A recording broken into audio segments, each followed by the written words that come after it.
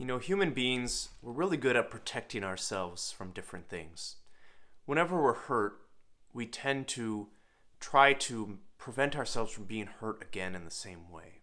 So think about if someone calls you a name, you want to find a way to counter that the next time. You want to say, all right, well, I'm not going to deal with that. Or sometimes when we're younger, we decide we're going to try and fight that person.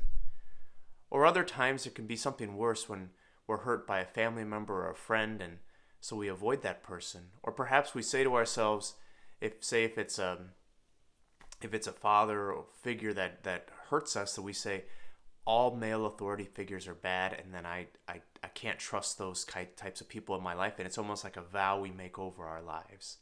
In different ways, we tend to armor up. We tend to put walls up in our own hearts that keep out the things that we don't want to be hurt by, the things that we have been hurt by, and we refuse to be hurt by it again.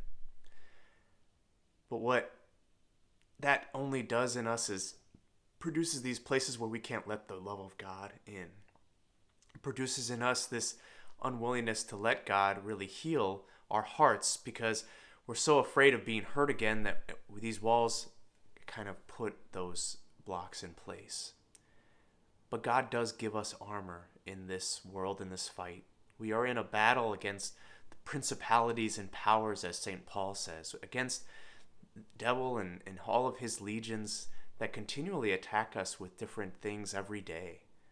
And so God offers us an armor. He offers us the armor of God. Today we hear from St. Paul in the Ephesians that we are then to put on the armor of God, that we might be able to resist the evil day, that we might be clothed with righteousness as a breastplate, have our feet shod in the readiness of the gospel of peace, hold faith as a shield to quench the flaming arrows of the evil one, take the helmet of salvation and the sword of the Spirit, which is the word of God.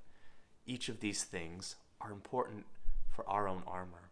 To have our feet shod in the gospel of peace, that means that we should always go all places knowing the gospel, actually becoming familiar with the words of Jesus. To have the shield of faith, to always hold up our shield of faith, the faith that is a shield against many attacks of the evil one. To have the sword of the Spirit, which is the word of God. The word of God can pierce to the heart, and with that sword of the Spirit, it is a great weapon for us against the powers of darkness. So my friends, I invite you today to let the barriers down, but to let the Lord in, and to put on his armor, the armor that doesn't block out his love, but the armor that really makes us strong against all the attacks of the evil one. This is where the Lord wants to strengthen us. This is how the Lord wants to armor us in the battle. Let's allow him to do that with his love and grow in love of him every day.